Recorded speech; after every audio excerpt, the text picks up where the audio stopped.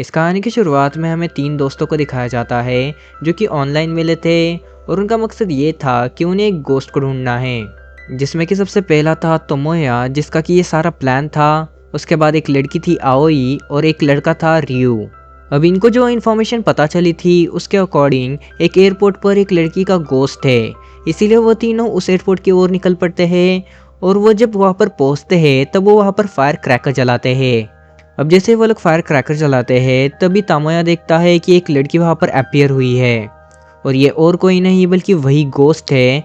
अब वो गोस्ट उन सबसे बातें करती है और वो उन सबसे पूछती है कि आखिरकार तुम्हें मुझसे क्यों मिलना है। तब वो लोग क्वेश्चन पूछते हैं कि आखिरकार गोस्ट बनना कैसा होता है, क्या वो जीने से ज्यादा मजेदार होता है। जिसका जवाब वो लड़की ना ही हाँ में देती है और ना ही ना में देती है। अब इन सब की कन्वर्सेशन काफी छोटे समय तक चलती है और वो लड़की अपना नाम बताकर वहां से चली जाती है। उस लड़की का नाम आयाने था।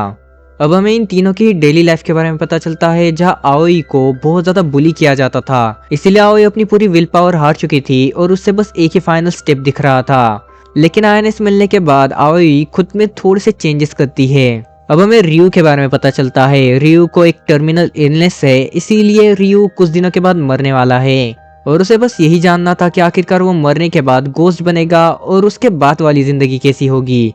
तोमोया को एक एंट्रेंस एग्जाम क्रैक करना है, हालांकि ये उसकी इच्छा नहीं है बल्कि उसकी माँ की इच्छा है। तोमोया को बस एक पेंटर बनना है, लेकिन तोमोया ऐसा नहीं कर पा रहा है क्योंकि उसकी माँ नहीं चाहती है कि वो ऐसा कुछ करे। इसके चलते लाइफ में तोमोया बिल्कुल भी खुश नहीं है, लेकिन तोमोया के पास और कोई ऑप्शन भी नहीं है। अब ये तीनों रेगुलरली ही एक दूसरे से चैटिंग करते रहते हैं और ये तीनों ही काफी अच्छे दोस्त बन गए हैं।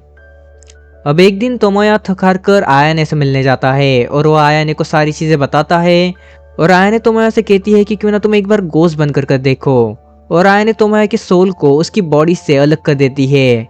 अब आयाने तोमोया को उड़ना सिखाती है और उसे बताती है कि वो इस समय कुछ भी कर सकता है। आयाने तोमोया से पूछते हैं कि आखिरकार वो कौन सी ऐसी चीज है जो कि उसे इस समय करनी है। तब तोमोया आयाने को लेकर एक म्यूजियम में चला जाता है। वो लोग वहाँ पर काफी मजे करते हैं और तोमोया इतने दिनों के बाद इतना ज्यादा खुश होता है क्योंकि तोमोया को आर्ट से बहुत ज्यादा प्यार था, इसीलिए तोमोया इतने दिनों के बाद फ्री फील करता है। अब इतने सारे मजे करने के बाद तोमोया और आयाने एक जगह पर बैठ जाते हैं। तब तोमोया आयाने से पूछता है कि आखिरकार वो गोस्ट कैसे बनी, यानी कि वो मरी कैसे। तब आयाने तोमोया को उसकी स्टोरी बताती है कि वो उसकी माँ के साथ रहती थी, लेकिन एक दिन उसका और उसकी माँ का झगड़ा हो गया। इसके बाद आयाने गुस्से से घर से बाहर निकली और तभी एक गाड़ी ने आयाने को उड़ा दिया। अब उस गाड़ी के ड्राइवर को लगा कि आयाने मर गई है, इसीलिए उसने आयाने को सूटकेस में पैक कर कर एक जगह पर गाड़ दिया ताकि उस ड्राइवर के ऊपर कोई केस वगैरह ना हो। लेकिन आयाने उस समय जिंदा थी और उसके बाद आयाने उस सूटकेस में ही मर गई। अब ये सारी चीजें बताने के बाद आयाने तोमोया से कहती है कि क्या वो उस सूटकेस को ढूंढने में उसकी हेल्प करेगा। और तोमोया इस चीज को कुछ ज्यादा ही सीरियसली ले लेता है। वो हर रोज जाकर आयाने की हेल्प करता था उस सूटकेस को ढूंढने में। इन सारी चीजों के चलते तोमोया और आयाने का बॉन्ड बहुत ज्यादा अच्छा हो गया था और तोमोया को फाइनली लाइफ में एक पर्पस मिला था और तोमोया को आयाने की बॉडी किसी भी हालत में ढूंढनी थी। अब वही दूसरी ओर आओई और रियू अपनी अपनी चीजों से परेशान थे, लेकिन रियू ने ये चीज नोटिस कर ली थी कि तोमोया आयाने से मिलने जाता है। अब ऐसे ही एक दिन तोमोया और आयाने उस सूटकेस को ढूंढ रहे थे। तभी तोमोया आयाने से कहता है कि उसकी एंट्रेंस एग्जाम क्लोज आ रही है और वो कुछ नहीं कर सकता। अगर वो उस कॉलेज में सिलेक्ट हो गया तो वो आयाने की हेल्प नहीं कर पाएगा। जिस पर आयाने रिप्लाई देती है कि तुम्हें मेरी चिंता करने की जरूरत नहीं है, तुम्हें अपने एंट्रेंस एग्जाम के ऊपर फोकस करना चाहिए। अब तोमोया को किसी भी हालत में आयाने की बॉडी ढूंढनी थी, इसीलिए वो आओई और रियू को भी अपनी हेल्प के लिए बुलाता है। जहाँ पर रियू तो पहले इस चीज के लिए साफ साफ मना कर देता है क्योंकि रियू के पास बहुत कम समय बचा था और वो आओई और तोमोया से कुछ ज्यादा ही अटैच हो गया था, जो कि वो बिल्कुल भी नहीं चाहता था। इसीलिए वो तोमोया को मना कर कर वहां से चला जाता है। वही दूसरी ओर तोमोया आयाने से मिलने फिर से एक बार एयरपोर्ट पे चला जाता है। तोमोया फिर से एक बार उस सूटकेस को ढूंढने की कोशिश करता है, लेकिन वो इस बार भी फेल हो जाता है। लेकिन तभी वहां पर रियू और आओई आ जाते हैं। आओई ने रियू को मना लिया था और इसके बाद वो तीनों मिलकर आयाने की हेल्प करते हैं। अब फाइनली उन्हें वो सूटकेस मिल जाता है। अब क्योंकि वो सोल फॉर्म में थे, इसीलिए वो ह्यूमन फॉर्म में आकर उस सूटकेस के पास चले जाते हैं। अब क्योंकि रियो बीमार था, इसीलिए रियो पीछे ही छूट जाता है और आओई को फेंस चढ़ते ही नहीं आ रहा था, इसीलिए बस तोमोया ही उस फेंस के अंदर जा पाता है।